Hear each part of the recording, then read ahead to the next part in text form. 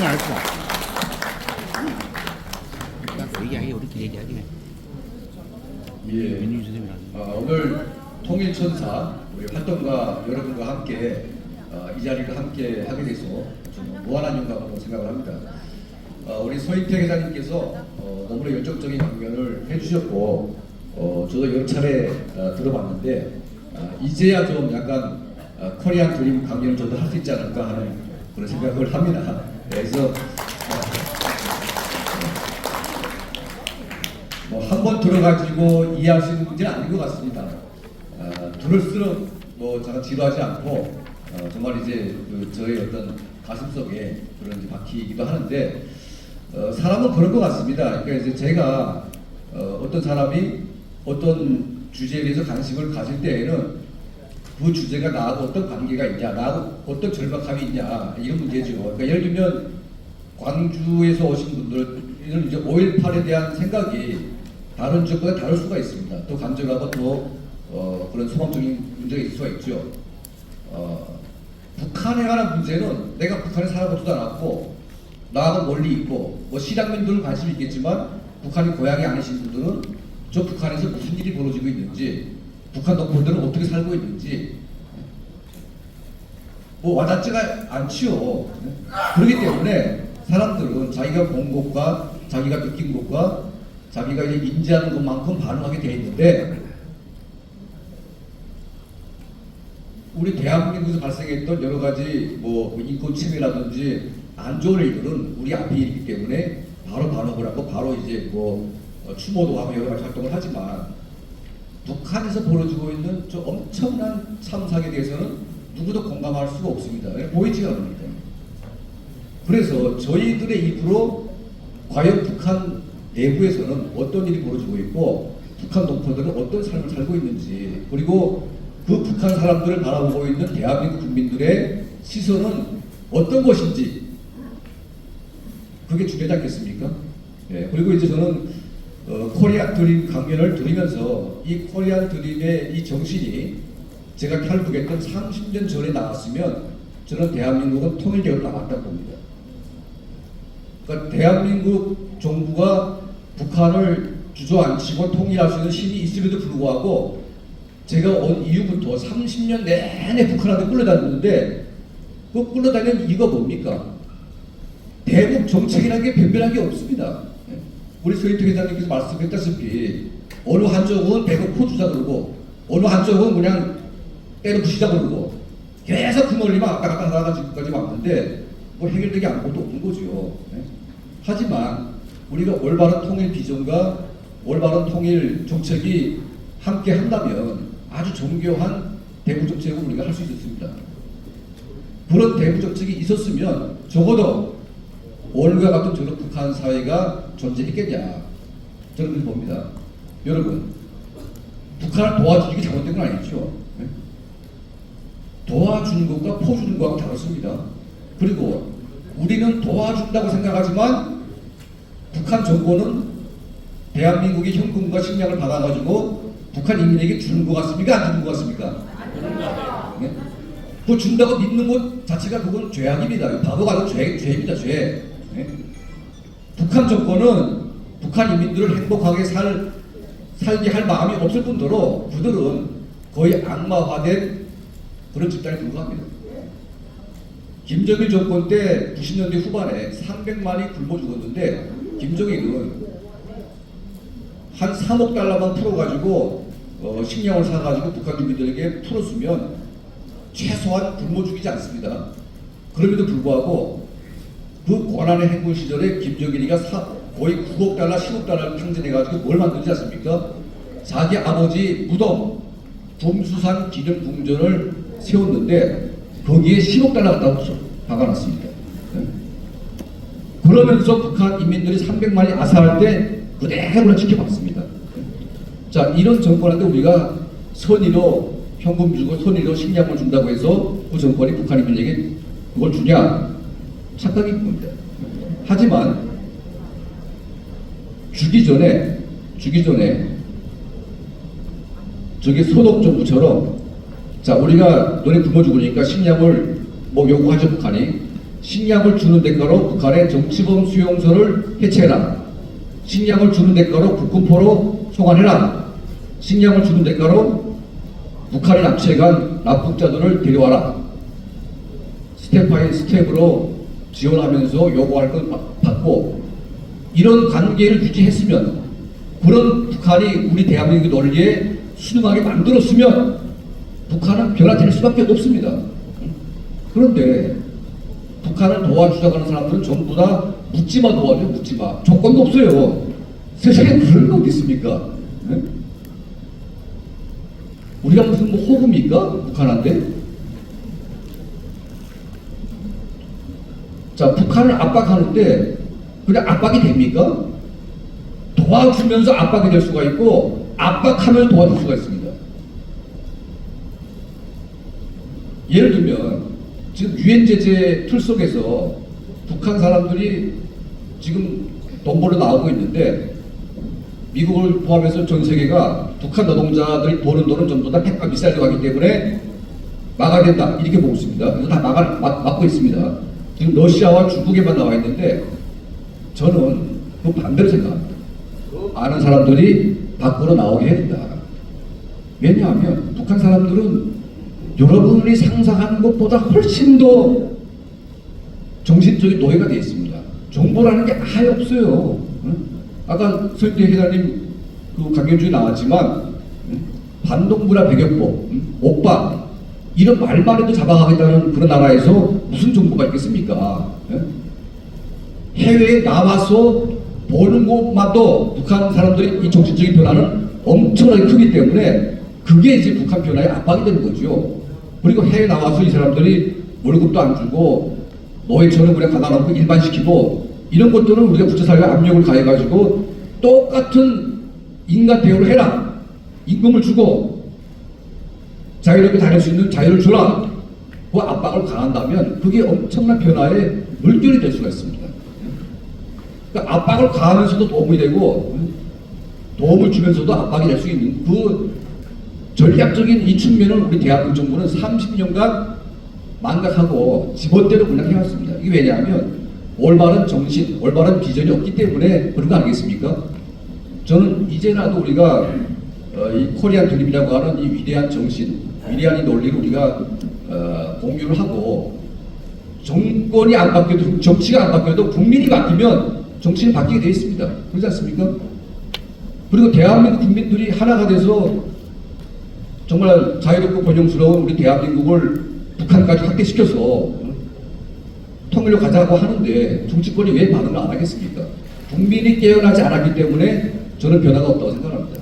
그 전에 저는 이제 우리 국민들이 북한이라고 하는 나라를 어느 정도 알까? 유튜브에서 나오는 북한의 현실, 이게 전부일까? 절대 그럴 수 없습니다.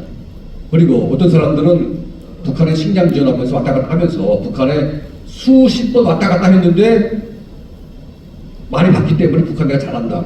이거 정말 거짓말입니다. 이거. 왔다 갔다 해서 아는 게 아니고 거기에 눌러 앉아가지고 한 6개월은 살아봐야 됩니다.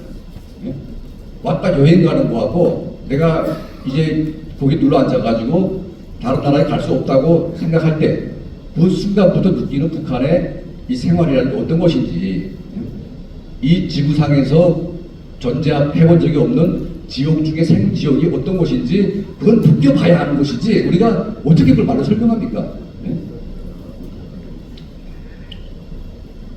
저는 사실은 이제 저 개인적으로 저희 가족, 우리 부모님 세대를 포함해서 한반도의 어떤 불행했던 이 현대사를 그대로 이제 관통했던 그런 이제 경험을 가지고 있습니다.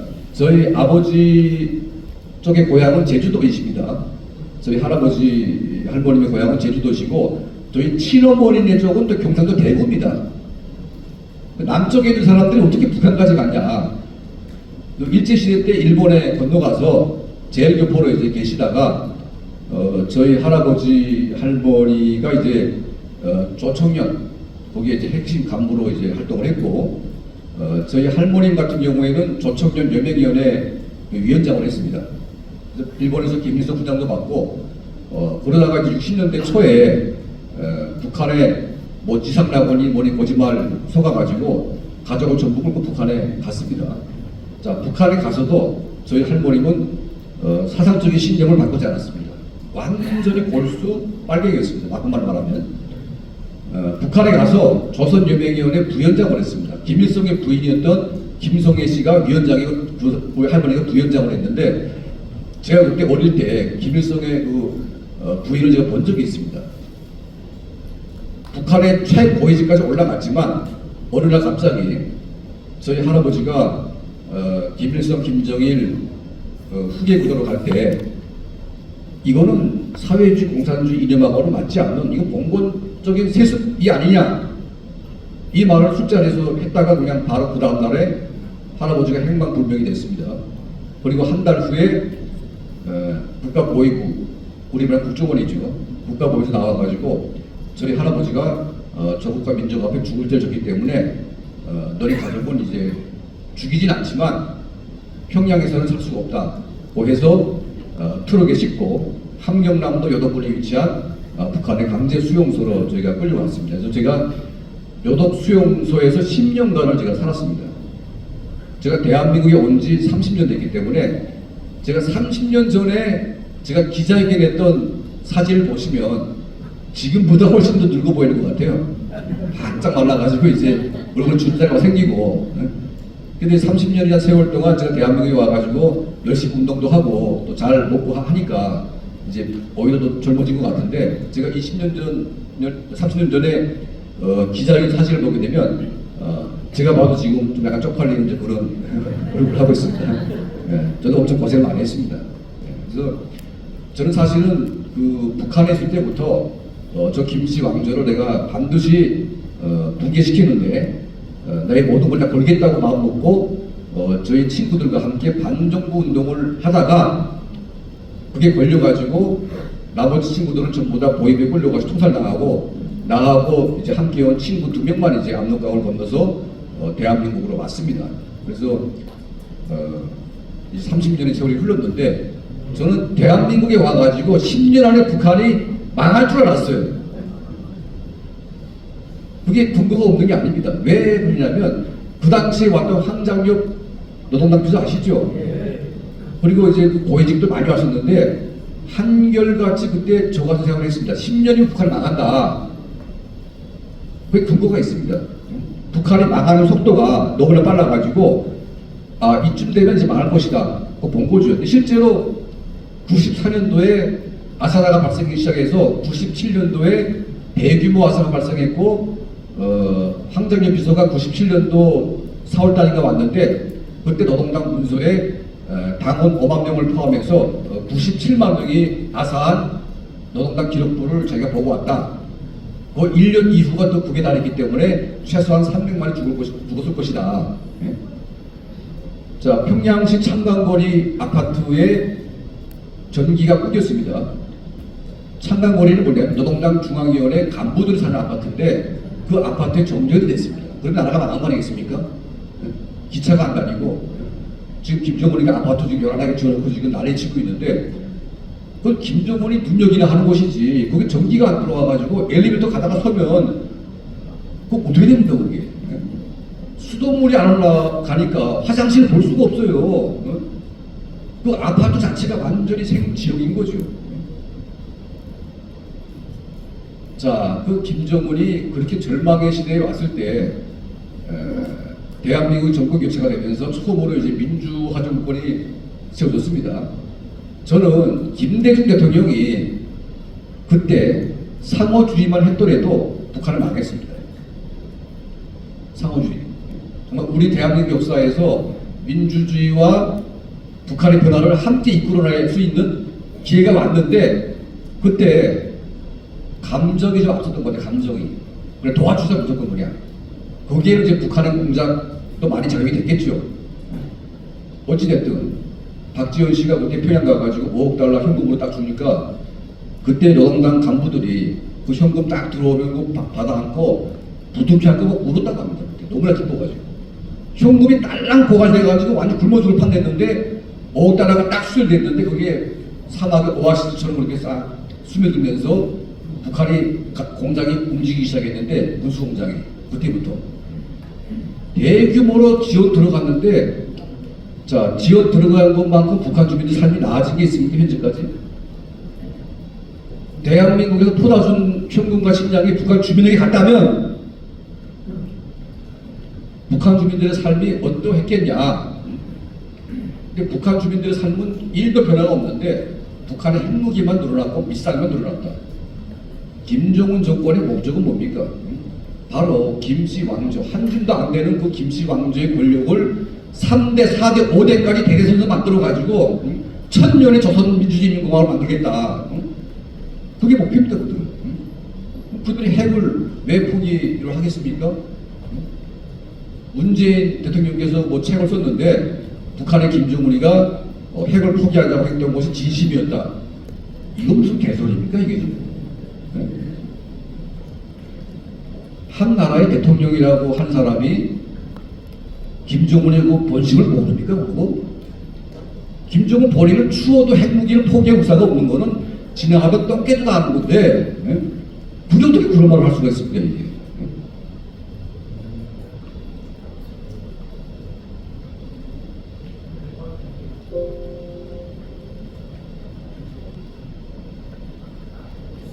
자, 그래서 이 김정은 김씨 왕조가 원래 망했어야 되는데 올바른 대북 정책을 가질 수 있는 이런 비전도 없고 정책도 없고 총체적인 그냥 이제 북한에 대한 막연한 기대와 선의에 기대 가지고 한 결과 현재까지 망하지 않았습니다. 그러니까 이제 북한을 망하기 힘들다고 하는 사람들의 논리는 표면상으로 보면 맞긴 맞았어요. 하지만 북한이 안 망할 국가가 아니고 이미 망했어야 되는 국가인데 누구 때문에 안 망했냐? 바로 대한민국 정부의 잘못된 대북 정책 때문에 안 망한 겁니다. 이거는 분명한 사실입니다. 그래서 지금은 북한의 주민들의 삶이 90년대 300만이 굶어 죽을 때보다 지금의 북한 주민의 삶은 더 나쁘다고 합니다. 더 나쁘대요. 그리고 코로나 3년 동안 제가 대한민국에 와가지고 제일 놀라운 것은 이 병원 시스템이 이제는 죽고 싶어도 죽을 수가 없어요. 대한민국에서는 죽기가 너무 힘들어요. 이제는 너무 잘 돼 있어가지고 북한은 그래 딱 하면 죽어요 그냥 간단한 병으로도 그냥 다 죽습니다. 그러니까 웅압병실이라고 하는 그러니까 혈압이나 이런 것들을 관리할 수 있는 응급을 관리할 수 있는 웅압병실이 있는 병원이 북한에는 봉하진료소라고 하는 김정은 개인 병원 빼고는 없습니다. 웅압병실이. 그러면 코로나가 들어와가지고 백신도 하나도 못 맞고 2,300만 북한 인민들이 통째로 코로나 바이러스 보도받고서 이제 감염됐는데 젊은 사람들은 견딜 수가 있습니다. 자, 연세가 계신 분들은 바로 합병증이 옵니다. 합병증이 왔을 때 웅압병실 들어가가지고 이거를 관리해주면 많이 삽니다. 북한은 다 죽었습니다. 다 죽었는데 90년대 후반에 굶어 죽을 때에는 온 나라가 시체가 있다 보니까 북한 인민들이 그걸 다 봤어요. 너무나 끔찍했습니다. 자, 김정은이 인민군대 동원해가지고 전국에 약을 풀어가지고 군대가 약을 풀겠다고 막 해가지고 군대들이 막 차를 동원해가지고 나오는 그 뉴스가 나왔습니다. 왜 그런가 했더니 사람이 죽는 즉시 꾸집어내가지고 내다가 태우는 그 역할을 이제 인민군대가 한 겁니다. 그러니까 많이 죽긴 죽었는데 시체가 안 보여요. 그러니까 이제 과거 90년대하고 지금하고 다른 게 시체가 안 보였다는 그 차이입니다. 그러니까 이 북한의 김씨 왕조의 이 악마성, 이 교활함이 이제 그게 다른 거죠. 자, 코로나 3년을 거치면서 이제 북한 주민들의 민심은 완전히 떠났습니다. 완전히. 저는 이거 확신합니다. 자, 이제는 북한 주민 그 누구도 북한의 김정은 정권을 믿지 않습니다. 아니, 속는 것도 한두 번이지요. 네? 그렇지 않습니까? 북한 사람들이 바보입니까? 속는 것도 한두 번이죠. 네? 이제는 북한 내부에 한류가 들어가고 또 이제 많은 정보들이 유입되다 보니까 사람들이 변화되기 시작했습니다. 거기에다가 김정은이라고 하는 희대의 정신 나간 아이가 나와가지고 칼춤을 추면서 사람들을 마구 죽이는 걸 보면서 사람들이 변화되기 시작했습니다. 자, 문재인 정권 후반기에 들어서면서 김정은이가 뭐 했습니까? 남북연락사무소를 폭파시켰습니다. 그 윤석열 정부 때 한 게 아닙니다. 문재인 정부 때 한 겁니다. 그리고 아까 서 회장님 저 말씀했다시피 3대 헌장이라는 기념탑을 폭파시켜버렸습니다. 자기 아버지와 자기 할아버지의 위대한 유언을 그 손자 딸에게 뭐가 권리가 있다 그거 없앱니까? 그러니까 완전히 얘가 정신 나간 겁니다 지금.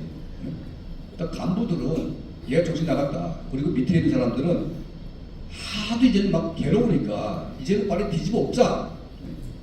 와글와글 되면서 막 끓어오르기 시작하니까 이제 뭘 나왔습니까?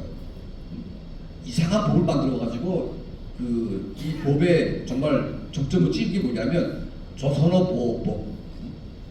바로 오빠 이제 반대법이라고 하는데, 자 우리 일제 시대 때 조선말 못쓰게 하려고 그 조선어 금지법을 만들어가지고 이제 일제가 탄압한 얘기 들어봤어도 조선말을 한국말로 보호한다? 이게 무슨 해괴한 논리입니까 이게? 자, 이 보호법이라는 게 바로 북한 정권의 말기 증상 중에 말기 증상입니다. 이게. 이제 거의 끝날 때가 왔다. 근데 문제는 뭡니까? 북한 사람들이 지금까지 김씨 왕조에 세뇌돼 가지고 살아오다가 속았다는 걸 알기 시작했는데, 자, 그 다음은 뭐냐? 지금 북한 내부에 온갖 샤머니즘이 창궐해가지고 몽땅 부당 불러가지고 정부고 다 이걸 하고 있다는 거죠. 사람들이 지금 한치 앞에 희망도 안 보이기 때문에 나의 모든 길을 지금 점생한테 물어봐가지고 그걸 바라보고 있는 수준에 이르르고 있습니다. 자, 이 희망이 없는 북한 주민에게 저는 이 코리안 드림이 반드시 들어가가지고 그들의 꿈을 우리가 함께 나누는 그런 길로 가야 된다고 생각합니다. 아마 우리보다 북한 사람들이 100배, 1000배 이상 이 코리안 드림이 열광하지 않을까 그런 생각이 듭니다. 자, 그래서 이제 이 김정은 정권이 선대수령 지우고 그리고 이제 김주애가 나와가지고 설치고 있는데 저희가 들어본 정보에 의하면 김정은이가 정신병이 약간 심각합니다. 그래가지고 고모부도 죽이고 자기 형도 죽이고 막 죽이는데 한 번 이제 김정은이가 고속도로 이제 차 타고 이제 막 자기가 운전하고 막 지나가는데 갑자기 이제 대변 똥이 내려와가지고 똥을 싸다가 보니까 휴게소가 없어요. 휴게소가. 네? 당연히 북한에는 고속도로가 있긴 있지만 몇 개 있긴 있지만 그거 이용하는 사람은 거의 없기 때문에 휴게소를 지을 수도 없고 지어봤자 누가 이용도 안 하겠지요. 근데 다행히 김정은이가 지나가다가 대변 내려가지고 보니까 이제 휴게소가 안 보여가지고 할 수 없이 풀숲에 들어가가지고 이제 뭔가를 했답니다 김정은이가. 네? 그리고 이제 그 경호원들 이제 떼고지도 막 따라가가지고 뭔가하는데 이렇게 둘러싸고 있어야 되는 거 아니겠습니까 이게? 그러니까 얼마나 그게 개방신이겠어요 이게. 네? 그래가지고 막 너발대발해가지고 이 나라에 무슨 휴게소도 없냐고 막 고함지 그러는데 그거 누가 몰랐습니까 그거를? 제 아버지 할애비가 만드는 결과인데. 그래서 한 번 화낼 때마다 그냥 이상한 억울한 사람들이 막 죽어나가고 그러니까 김여정이하고 이제 현성월이가 이거 안 되겠다. 왜냐면 이제 너무 많이 죽이니까. 그래가지고 이제 그 김정은이가 딸바보, 그러니까 주애가 아기 때부터 계속 안고 나왔답니다. 그러니까 최근에 망명한 그 류현우라고 하는 이제 그 북한 김정은 39호실 그 실장했던 그 싸이가 있는데 그 주애가 그렇게 이뻐해가지고 주애만 몸을 웃는데요 김정은이가. 그래서 이 주애를 끌고 다니게 하면 화를 덜 내니까 사람을 안 죽이지 않겠냐 해가지고 이제 주애가 나왔다는 거예요. 저는 그 이해됩니다. 자 보십시오. 정상적인 부모라면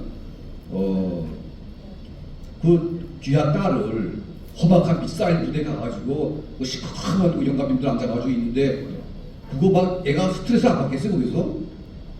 그 말이 안 되는 행위가 아닙니까? 그런데 이제 막 미사일 쏘는데 별데 다니면서 애를 갖다가 스트레스 주는데 그 이유가 바로 이제 그 할 수 없이 그냥 주애만 데리고 나가면 얘가 이제 안정이 되니까 그렇게 하지 않냐 하는 생각이 듭니다. 자, 그래서 이제 그 과거의 김정일 시대에는 김정일이는 굉장히 노련했습니다. 그래서 북한에 3대 권력이 있는데 첫 번째는 노동당 조직 지도부, 두 번째는 국가보위부, 정보 조직이죠. 세 번째는 인민군 총정, 인민군대의 노동당 조직입니다. 그러니까 인민군대를 관장하는 게 총정치국이라고 하는 군대 수뇌부가 그걸 관장하고 있는데 이 3대 조직은 나의 패밀리다고 했어요. 패밀리다고. 그래서 단 한 번도 이 조직을 손본 적이 없습니다. 다 보건 받습니다. 얘가 달러 뭐 한 10만 달러 받았냐? 너 100만 달러? 그거 다시 봅니다. 근데 너무 설 넘으면 죽이는데 한 2, 30만 달러까지는 뭐 봐줍니다. 왜냐면 그것도 못 먹게 하게 되면 쟤들이 미국의 CIA도 받기 때문에 여기까지는 봐준다. 그래서 돈 받는 걸 좀 묻긴 했어요. 그러다 보니까 이 조직원들은 다 김정은과 한 배를 탄 운명 공동체 의식이 있었습니다. 같이 잘 먹고 잘 사니까. 근데 김정은 들어와가지고 똑같이 보고 봤습니다. 근데 내가 다 해주는데 너희가 돈을 왜 받니? 응? 해가지고 돈 받는 거 조사해라 해가지고 쫙 조사했는데 다 나왔어요.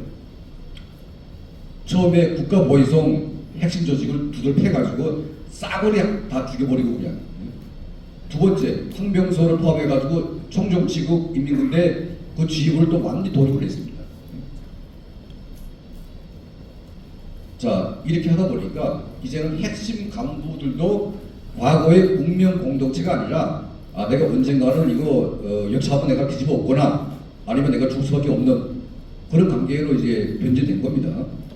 자, 그리고 이제 그 과거의 김정일 때에는 남전여비 때문에 여자는 굉장히 무시했어요. 김정일이는.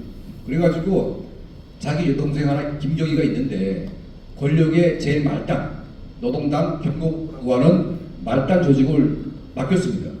그리고 정치에 관여를 못하겠어요. 자, 지금은요 현성월이, 김여정이, 이설주, 뭐 기타 등등 여자들이 쫙 나와가지고 김정은 빼고 2인자가 전부 다 자기 내연녀와 이제 자기 여동생으로 다 채워놨어요. 이렇게. 그럼 얘네들이 이제 앞으로 김정은이가 이제 뭐 얼마 살지 모르겠지만 아까 우리 소 회장님 말씀했다시피 그 아까 뭐 소 회장님 몸무게가 키가 170 되는데 비슷한데 몸무게가 배입니다. 160kg를 육박했습니다. 150kg 10kg 풀었는데 이게 왜 위험하냐면 한 번 얘가 그 혈압 문제 와가지고 수술을 했습니다. 그리고 이제 그 위장 절제술을 했는데 이거 하고 나서 살이 쫙 빠져가지고 한 번 또 나왔습니다. 이때 관리를 해가지고 그 몸무게를 유지해야 되는데 여요 현상이 또 와가지고 다시 불어났습니다. 그러면 이제는 굉장히 위험한 단계로 가는 건데 어쨌든 뭐 최고의 관리를 해주니까 버티고 있는 것이지 언제 어떤 순간에 뻗어도 전혀 이상할 것이 없는 게 김정은이 몸입니다 지금. 그러니까 이제 뭐 고혈압에 고지혈증에 당뇨에 뭐 온갖 병은 다 가지고 있다고 봐야 되겠죠. 자, 이런 상황에서 김정은이가 갑자기 죽게 되면 누가 후계자가 될 것이냐. 그러면 김여정이는 과거의 김경희처럼 조카 김정은이한테 무참하게 죽은 남편이 장서대기가 죽었는데 이런 식으로 비참하게 내가 죽어야 되냐? 아니죠. 그러면 이제 과거의 김경희보다 훨씬 더 많은 권력을 가지고 있다 보니까 지금 김경희는 뒤로 빠지는 것처럼 하지만 실제 권력을 상당 부분 가지고 있습니다. 그리고 두 번째는 현성월이 얘는 이제 왜 저렇게 김정은이하고 저렇게 붙어 돌아가냐 보니까 거의 김정은의 첫사랑으로 저는 보고 있습니다. 그러니까 이제 김정은이가 어릴 때 방황할 때 스위스에서 아버지 김정일이 현성월이를 파견해가지고 얘의 정신적인 건강을 좀 컨트롤해 주라, 누나처럼 해줘라, 멘토처럼. 멘토 역할을 시켰는데 멘토가 아니라 애인이 돼버렸어요 그때. 그래가지고 김정은이 아들을 낳은 것으로 지금 저는 추정을 하고 있는데 왜냐하면 김정은이가 그 핵 잠수함 비슷한 걸 만들어가지고 진수함을 하는데 진수식으로 하는데 영국식으로 이제 그 샴페인을 딱 까면서 쫙 하는 장면. 근데 그 자리에 이설주도 안 보이고 김주혜도 안 보입니다. 현송월이가 딱 센터에 딱 서 있고 옆에 최선희가 나와가지고 최선희는 북한의 외무상입니다. 그거 샴페인을 다 까는 걸 최선희가 하고 있는데 그 중심에 현송월이가 딱 있는 거 보니까 이제 이게 뭔가 지분이 있다. 그러니까 이제 아들이 여러 명이 있는데 현송월이 아들이냐, 이설주 아들이냐, 또 려심이라고 하는 또 누구의 아들이냐, 뭐 이런 이제 여러 가지 이제 그 여인들의 권력 투쟁이 굉장히 심각하게 지금 내부적으로 벌어지고 있다. 그러니까 한마디로 말하면 콩가루 집안이 아니에요. 콩가루 집안 완전히. 그러니까 김정은이가 막 삐끗하는 순간 내부에서 그냥 권력 투쟁이 발생하면서 아수라장이 될 수밖에 없는 그런 환경이 지금 만들어지고 있다.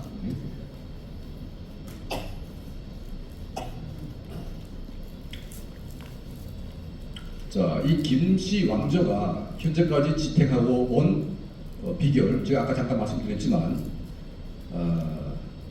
여러 가지 요인이 있습니다. 그러니까 우리가 김정은 정권 김씨 왕조를 없앨 수 있는 여러 번 기회가 있었는데 이 첫 번째 기회가 바로 이제 94년도 영변 핵기지를 이제 빌 클린턴 대통령이 이 핵개발하는 걸 알고 폭격을 하려고 준비했습니다.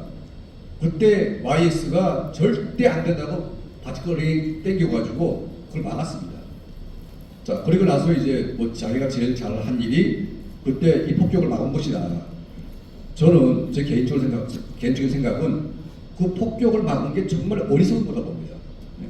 왜냐하면 그때 폭격을 했으면 북한은 대한민국으로 쏠 무기가 없었습니다. 미사일도 없었고 완전히 굶기 직전에 완전히 그런 아수라 국가였는데 그걸 딱 때려가지고 핵무기를 완전 없애버렸으면 다 끝나는 거죠.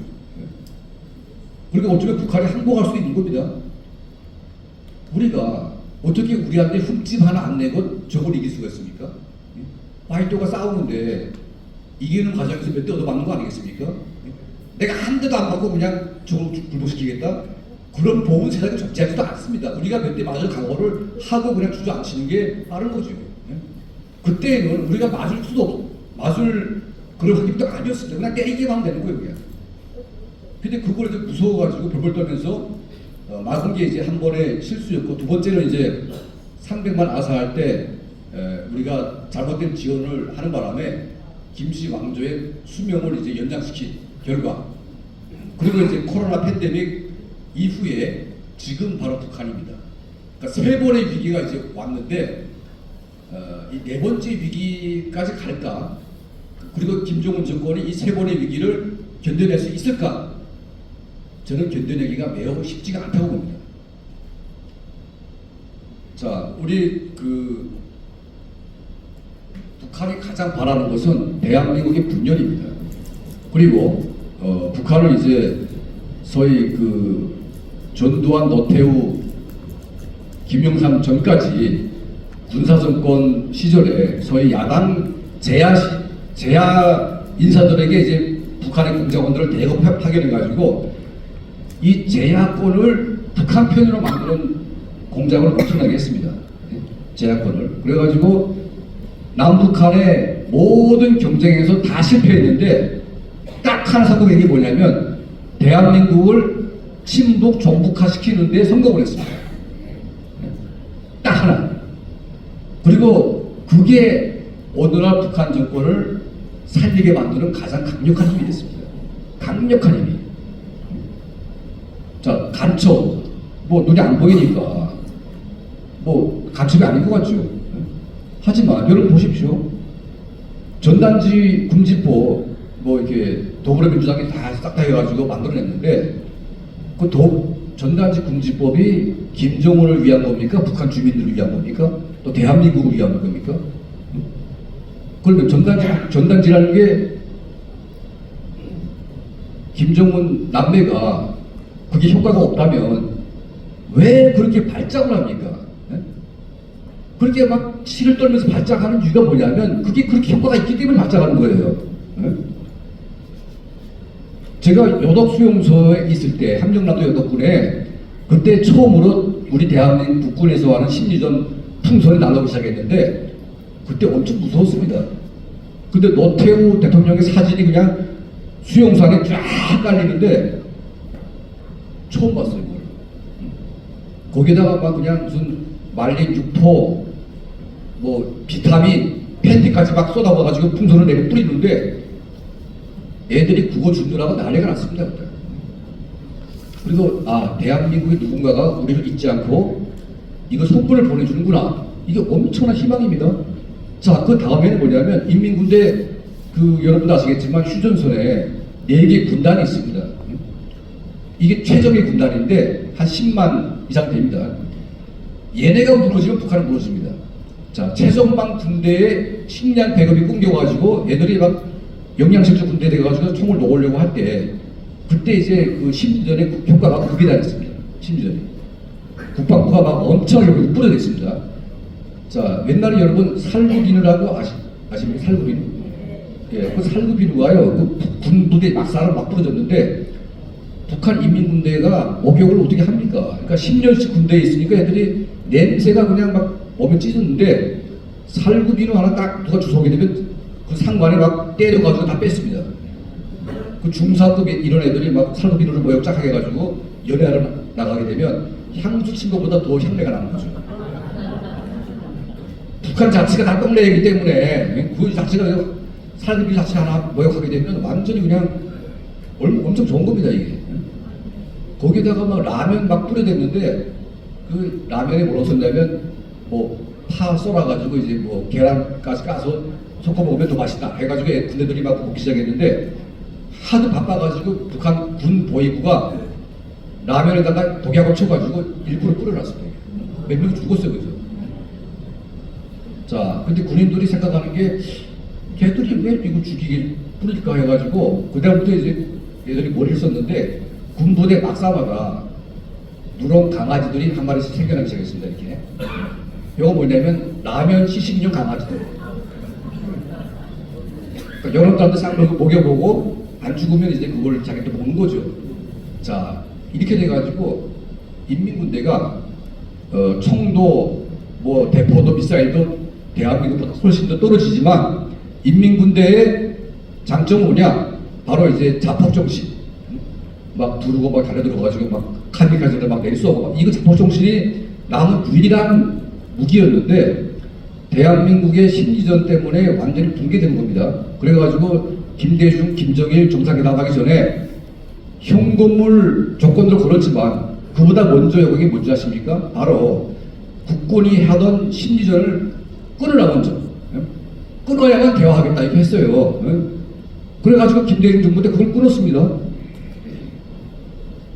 이게 정말 우리가 손에 코다 묻고 북한을 붕괴시킬 수 있는 엄청난 무기를 우리가 스스로 포기한 겁니다, 지금. 이게 얼마나 무서운 건지 여러분들은 지나가는 그냥 이제 뭐 그렇게 생각할지 모르겠지만 김여정 남매가 저렇게 발광을 하는 게 그렇게 아프기 때문에 그런 거예요, 여러분. 자, 삐라이가가 김정은 막 혼자 막 잘 막 쳐먹고 막 이렇게 해가지고 이민들을 굶겨 죽이는 소리 막 해보십시오, 이게. 군대를 딱 보고 딱 보면 열이 꽂히죠. 자, 그 김주애가 입고 나온 크리스탄 디올이라고 하는 그 명품 옷이 2,000달러가. 그거 사진 딱 해가지고 북한 군인들에게 뿌려보십시오. 열이 꽂힙니까? 안 꽂힙니까? 그게. 엄청나게 화가 나죠. 그러니까 이 정보라는 게 무서운 겁니다, 이게. 자, 그런데 어떻게 대한민국의 진보 세력이 김정은이 편에 서가지고 전단지 금지법을 떼거지로 막아가지고 할 수가 있습니까? 이게 대한민국이 얼마나 병들었으면 이제까지 왔냐. 그리고 김정은이가 무슨 전단지 뿌리게 되면 자기네가 뭐 포 쏘겠다. 포 못 쏩니다. 우리한테 대한민국에. 못 쏩니다. 어떻게 쏩니까, 여러분? 포 쏠 수 있을까요? 김정은이가 핵을 쏠 수 있을까요, 우리한테? 절대 핵을 쏠 수가 없습니다, 김정은은. 핵을 쏘는 순간, 여러분, 트럼프하고 김정은이 만났죠. 만나가지고 만나는 순간 김정은은 죽은 목숨입니다. 왜 죽은 목숨이냐?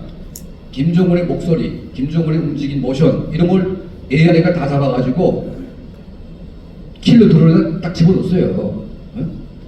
자, 빈라덴은 왜 잡기 힘드냐?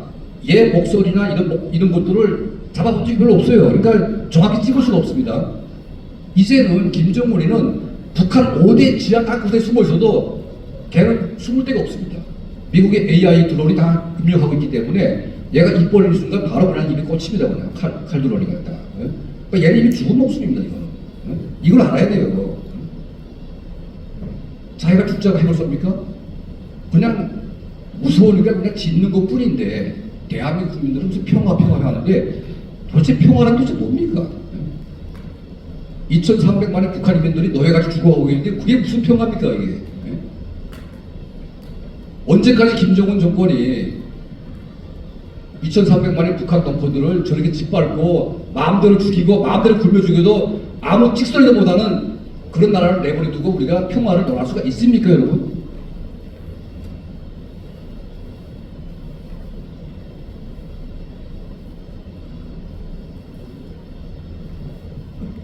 자, 그래서 저 늘 말하는 게 겁니다. 그러니까 우리 대한민국의 통일 대북 전략이 뭐냐? 하다못해 중국도 대북 정책이 있습니다. 중국의 대북 정책이 뭐냐? 중국식 개혁 개방을 북한에 도입시키는 겁니다. 네? 그러면 중국식 개혁 개방을 북한에 도입을 하게 되면 중국의 해구사, 중국의 미사일을 같이 공유하면서 같이 안보를 지킬 수가 있는데 왜 중국이 해구사를 거부하고 독자 핵 개발을 해가지고 중국하고 막 싸우냐?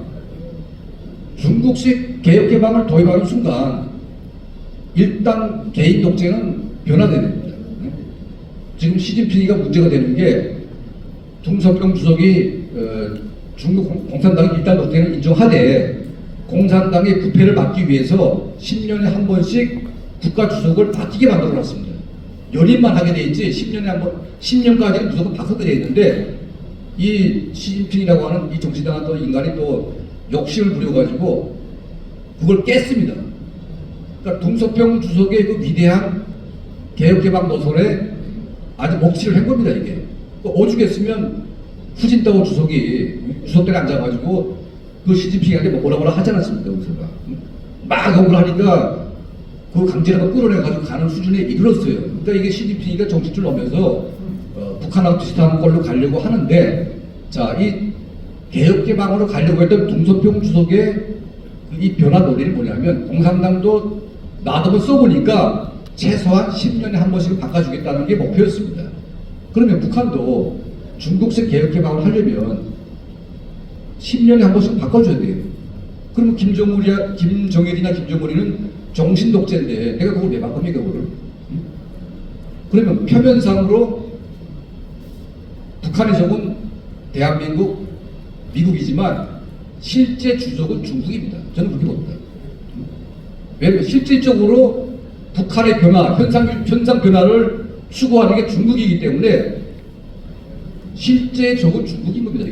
그걸 알아야 돼 우리가.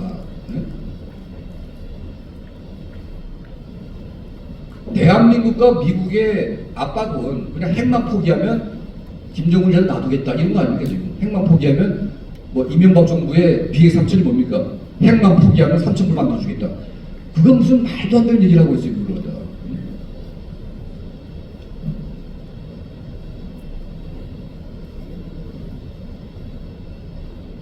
그러니까 현재 우리 대한민국 정부가 좌우 나눠져가지고 호성생활을 하면서 변변한 대북 정책이 단 한 번도 나온 적이 없고 계속 북한 주민들은 방치되어 있습니다. 자, 탈북자가 목숨 걸고 넘어와도 심지어 강제 북송까지 막 시키는 지경에 이르렀습니다. 자, 북한이 변화될 수 있는 우리가 강력한 무기, 심리전의 무기, 삐라 뿌리고 할 수 있는 무기, 탈북자를 대량으로 구출해가지고 북한 스스로 붕괴되는 이런 노력 우리가 하나도 하는 게 없습니다. 또 어느 한쪽은 그냥 북한 열리면 그냥 도와주면 된다고 이제 그렇게 주장을 하고 있는 이런 혼돈이 결국은 2,300만 북한 덕후들이 비극으로 이제 끝나고 있다. 이런 생각을 합니다. 그러니까 지금 우리도 마찬가지지만 북한 사람들이 처한 현재의 비극은 우리가 상상할 수 없는 그런 참상에 놓여 있는 것 같습니다. 제가 보기에는. 그러니까 이제 도덕적으로 우리가 북한은 이제 떨어져 있고 남같이 보이지만 최소한 우리가 뭐 지금 우크라이나나 뭐 다른 나라의 고통을 받으면 도와주려는 마음이 생기지 않습니까? 우리 같은 민족이고 같은 동포이고 우리 형제인데 최소한 그들의 고통을 우리가 함께 공유하고 그들을 우리가 자유롭게 하기 위한 최소한의 양심이 필요하지 않을까 그런 생각이 듭니다. 저는 이제 대한민국에 30년을 살면서 제가 느끼는 거는 그야말로 절망. 대한민국은 정말 희망이 없다. 어디 희망이 있습니까, 여러분 지금? 북한과 보도는 다 죽어가고 있는데 우리는 관심도 없고 그냥 싸우기만 하고 결과는 게 아무것도 없어요. 근데 제가 이제 이번에 좀 꽤 됐지만 코리안 드림을 제가 접하면서 희망이 생겼습니다, 사실. 이건 제 진심입니다, 진심. 이제는 우리 국민이 깨어나서 국민의 힘으로, 시민의 힘으로 이 현상을 바꿔야 됩니다. 그리고 대한민국 국민들이 북한을 방치하는 게 뭐 우리한테 뭐 득이 됐다고 생각할지 모르겠습니다. 하지만 대한민국도 이제는 마지막 한계에 오지 않았냐. 지금 중국이 대한민국 압박하고 러시아가 압박하니까 기업들이 엄청 힘듭니다. 지금 나갈 데가 없습니다. 그러니까 내수 시장이 너무 축소가 되다 보니까 우리 기업들이 수출이 안 되면 너무나 더 벌기 힘들어요. 지금 그렇지 않습니까? 지금 뭐 어떤 대통령이 와도 경제를 살리기가 굉장히 쉽지가 않습니다. 우리 대한민국에 처한 이 위기를 돌파하는 길도 통일밖에 없다는 겁니다. 그러니까 북한이라고 하는 시장이 열리고 엄청난 경제 개발이 시작이 되면서 결국은 북한과 마주한 러시아와 중국 이 천리 국경이 우리 경제의 개박 통로가 돼가지고 중국이 아무리 우리한테 경제 보복을 한다고 해도 그 밀수 통로로 어마어마한 메이드 인 코리아 제품들이 중국과 러시아로 나갈 수 있기 때문에 이건 엄청난 수요가 생기는 겁니다, 사실. 이것만 가지고도. 그러니까 남북한이 함께 공존하고 함께 살 수 있는 길은 통일밖에 없다. 근데 이 통일을 이루는 가장 빠른 길은 대한민국 정부도 아니고 북한 민족은 도덕도 아니고 우리는 이제 이 코리아 드림이라고 하는 이 비전을 가지고 우리 국민들이 일어나서 한꺼번에 우리가 목소리를 외칠 때 정말 거대한 변화가 오지 않을까 그런 생각을 합니다.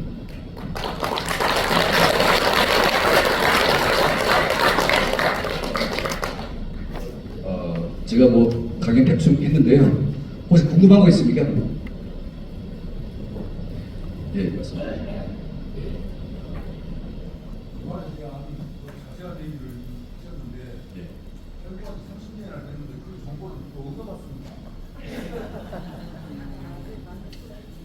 제가 이제 탈북해서 여기서 대학 졸업하고 조선일보라는 신문사에서 제가 10년간 기자를 했습니다. 그러니까 기자라는 게 이제 전부 정보를 캐고 이제 그렇게 하는 직업이다 보니까 북한에서 새로 오는 고위층 탈북하신 분들 이런 분들 제가 맨날 계속 하고 있고 그리고 이제 중국을 통해서 북한 내부에 이제 커넥션을 저희가 또 만들어 놓고 이제 정보들을 계속 받고 있습니다. 그러니까 이제 온지는 오래됐지만 북한 쪽하고 많은 이런 네트워크가 생기면서 이런 정보들을 다 받고 있습니다.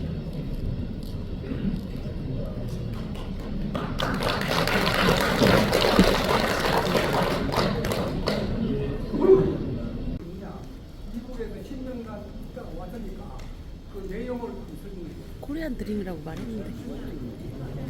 시민의 힘으로. 코리안 드림이라고 말했어. 제가 설명을 아까 했는데 코리안 드림이 왜 우리가 이제 통일의 비전이고 목표이고 이제 그게 실현 방식이냐. 일단은 대한민국이 분열돼 가지고 계속 싸우는 상황에서는 이게 누구도 통일을 갈 수가 없습니다. 근데 우리가 코리안 드림이라고 하는 이 논리를 우리가 보다 보게 되면 누구도 부정할 수가 없어요. 누구나 공감을 합니다. 그리고 이제 이거를 북한 주민에게도 우리가 확산을 시키게 되면 북한 내부도 이제 일어날 수가 있습니다. 그러니까 저희가 이제 우리 코리안 드림 팀하고 이 코리안 드림 콘텐츠를 북한 내부에 대대적으로 북한에 뿌리려고 합니다. 그래가지고 대한민국이 하나가 되고 북한 내부에서 누군가가 일어나가지고 김정은을 총으로 쏘든지 뒤집어 엎든지 그냥 일어나는 순간 북한은 끝나는 거 아니겠습니까? 그러니까 결국은 정권에 의한 합의나 뭐 그런 게 통일이 아니라 남북한 국민들이 정말 분노해서 한꺼번에 일어나서 뒤집어 엎는 것밖에 없다. 저는 그렇게 생각합니다.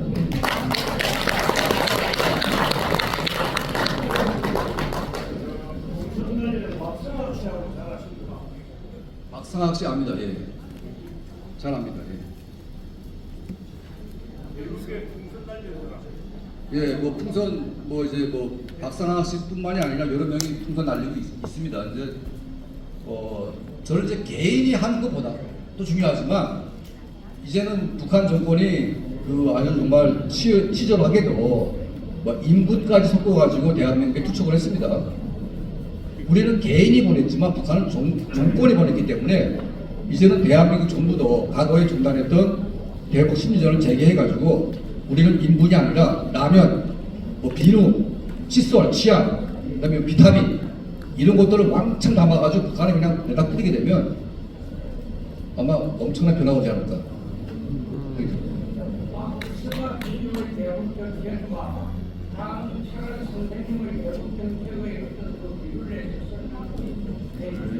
누구 한 말이에요? 박상학 씨. 네.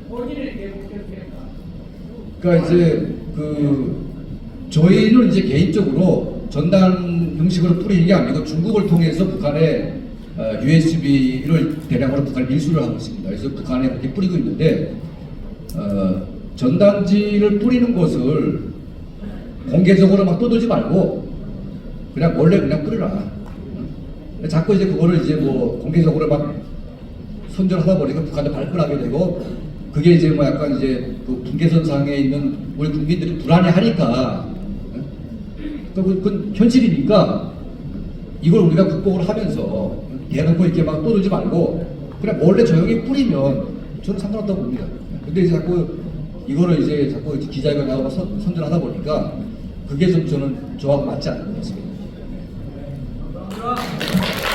예, 뭐 질문이 많으실